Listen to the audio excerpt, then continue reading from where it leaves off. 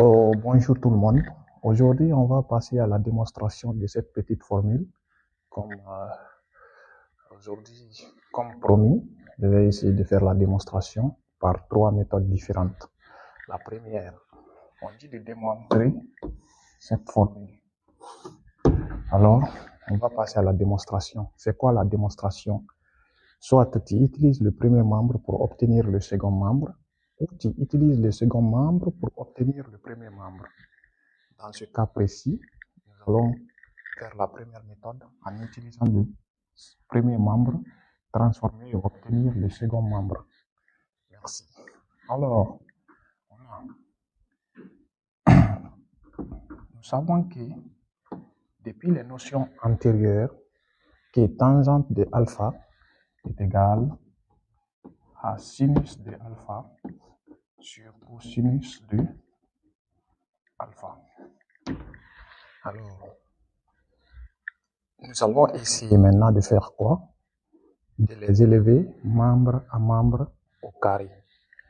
Donc, si nous avons, selon la théorie, A égale à B, si A égale à B, alors A au carré est égal à B au carré. Alors, on applique ça ici. Donc, ça veut dire que si tu as tangente carré de alpha, ça serait aussi égal à sinus carré de alpha sur cosinus carré de alpha. Bien disons que le tout au carré. Mais sauf qu'on a aussi une autre formule qui nous dit que si tu as A sur B, le tout au carré, c'est égal à A au carré sur B au carré. Cependant, je peux encore réécrire cette formule en disant que tangente carré de alpha est égal à sinus carré de alpha sur le cosinus carré de alpha. Merci. Après ça, on passe par la loi de ce qu'on appelle balance. La loi de la balance, c'est quoi?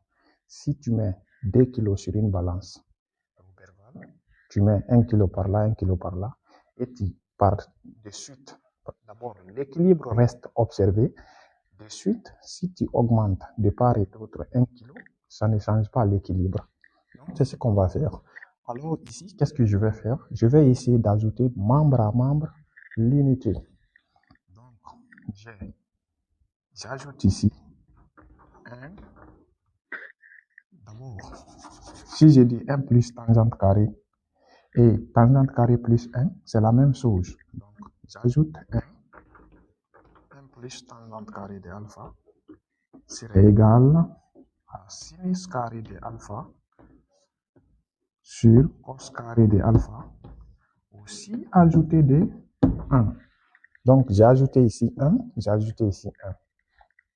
Maintenant, qu'est-ce que je vais faire? Ici, pour la démonstration, j'ai déjà le premier membre. Ça me reste seulement le second membre. Alors, j'essaie de les rendre au même dénominateur. Je garde le second membre. Et puis, j'ai sinus carré de alpha. Maintenant, cosinus carré multiplié par 1, ça me donne encore cosinus carré de alpha. Le tout divisé, sachant que le dénominateur de 1 ici c'est 1, et pour rendre au même dénominateur, c'est le produit des dénominateurs, j'obtiens ici cos carré de alpha. Alors, il y a aussi une loi qu'il faut rappeler qu'on appelle la relation fondamentale de la trigonométrie. La relation fondamentale de la trigonométrie. La mathématique n'est pas difficile, il faut juste respecter les propriétés. Donc, on t'a déjà enseigné ça. La relation fondamentale de la trigonométrie, c'est que c'est cos carré de alpha plus sinus carré de alpha est égal à l'unité. Et cette relation aussi, on peut la démontrer parce que dans un cercle trigonométrique, le rayon c'est 1. Merci. Alors, ça veut dire que ça sous-entend que tout ce qui est là, c'est égal à 1. D'où 1 plus tangente carré de alpha est égal à, si ça c'est 1, on le remplace par 1 sur cosinus carré de alpha. Ça, c'est la première méthode de cette démonstration. Maintenant, la deuxième méthode de cette démonstration consiste à prendre directement le second membre pour transformer afin d'obtenir le premier membre. Alors, j'ai le cosinus 1 sur le cosinus carré de alpha. Directement, c'est ce que je prends. Alors, ça, c'est égal à quoi? Sachant que, d'après la relation fondamentale de la trigonométrie, on a cosinus carré de alpha plus sinus carré de alpha est égal à l'unité. D'après cette relation, je remplace 1 par cette relation. Alors, j'aurai cosinus carré de alpha plus sinus carré de alpha sur cosinus carré de alpha. Donc, d'après cette relation, je remplace 1 par ça. Alors, qu'est-ce que je fais? Je fais ce qu'on m'a appris depuis la 6e année, que si tu as A plus B, le tout sur D, tu peux encore réécrire A sur D plus B sur D. Donc, c'est ce que j'applique ici. Alors, je scinde là-bas, j'écris cos carré de alpha sur cos carré de alpha plus sinus carré de alpha sur cos carré de alpha. Avec cette relation, nous savons aussi que cosinus sur cosinus, ça c'est 1. Cosinus carré de alpha sur cosinus de carré de 1 alpha. La réponse de ça, c'est l'unité. Plus. Si tangente de alpha est égal à sinus de alpha sur cosinus de alpha, alors c'est bien raisonnable aussi que tangente carré de alpha soit égal à sinus carré de alpha sur le cosinus carré de alpha. Donc ça aussi, c'est égal à quoi? À la tangente carrée de alpha. Donc ça veut dire quoi? 1 sur le cos carré de alpha est égal à 1 plus tangente carré de alpha. Donc on a obtenu encore 1 plus tangente carré de alpha. Ça c'est la deuxième méthode. Maintenant on va faire la troisième méthode. La troisième méthode, c'est pour un élève qui est intelligent, mais bon, qui n'est pas... C'est un élève qui travaille beaucoup, mais qui n'est pas tellement intelligent. Moi, je vais appeler la méthode comme ça, disons. Donc, la troisième méthode de cette démonstration consiste à faire quoi? La troisième méthode de cette démonstration consiste à partir de la relation tangente de alpha est égal à sinus de alpha sur le cosinus de alpha. Alors, avec cette relation, je fais ce qu'on appelle produit des extrêmes égale produit des moyennes. Je dirais ici, comme ça, sachant que le dénominateur de la tangente ici, c'est 1, mais qui est sous-entendu. En multiplication, en division, on dit que 1 est toujours sous-entendu. Merci. Donc, nous aurons tout simplement cosinus alpha fois tangente de alpha. Ça fois ça. Maintenant, le dénominateur ici, c'est 1. Une fois sinus de alpha, ça me donne encore sinus de alpha. Alors, qu'est-ce que je fais? Je regarde la relation, je vois les carrés. Donc, ça veut dire qu'il faut fortement élever au carré. Alors, qu'est-ce que je fais? J'élève membre à membre au carré. Ça au carré égale ça au carré. C'est raisonnable, c'est la loi de la balance. Dans une balance Roberval, si tu ajoutes membre à membre, si tu élèves membre à membre, donc c'est normal en mathématiques. Si A égale à B, alors A au carré est égal à B au carré. A au cube égale à B au cube, c'est bien normal.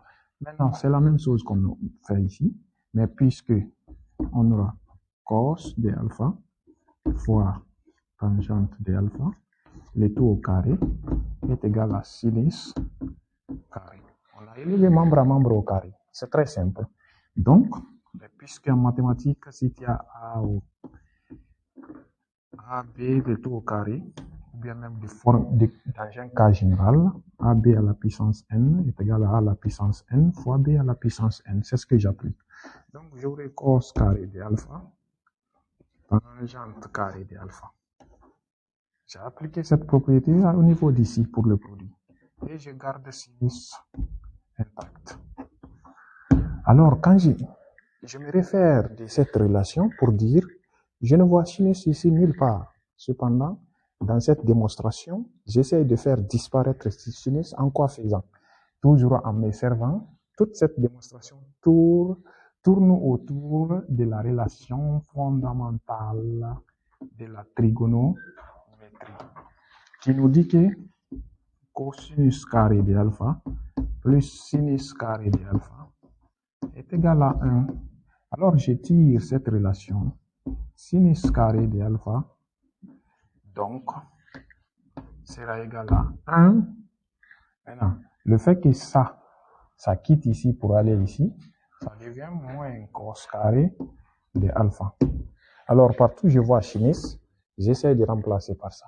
Et c'est uniquement ici, je vois sinus. Donc, sinus carré est égal à ça, je le remplace.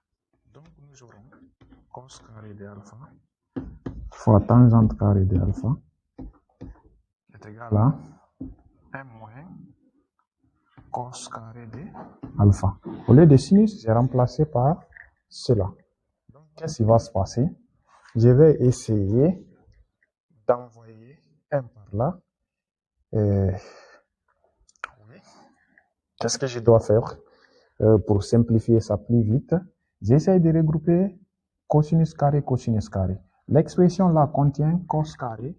Alors, j'ai cos carré de alpha, tangente carré de alpha. Quand lui vient, quand on change de pays, on change de climat. Ça, c'est une évidence. Alors, ça va rester seulement ici 1, l'unité. Maintenant, il y a cosinus ici, il y a cosinus ici. J'essaie de factoriser par le cosinus.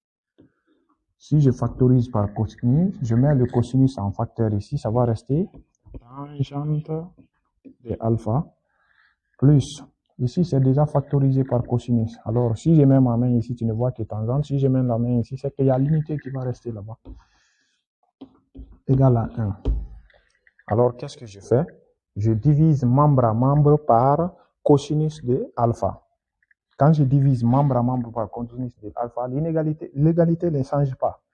Donc, j'ai cos carré de alpha, facteur, sans oublier que 1 plus tangente carré de alpha, alpha plus tangente carré de alpha plus 1, c'est la même chose. Alors, je peux écrire déjà ici 1 plus tangente carré de alpha divisé par cosinus carré de alpha et 1 sur cos carré de alpha. Comme je l'ai dit, j'ai divisé cette relation-là, membre à membre, par cos carré de alpha. Et ici, cos carré figurant au numérateur et au dénominateur se simplifie. Ça va rester uniquement 1 plus tangente carré de alpha est égal à 1 sur cosinus carré de alpha. Donc, c'est la démonstration par 3 méthodes. Si tu veux, par le jeu d'intelligence, tu peux en avoir beaucoup plus.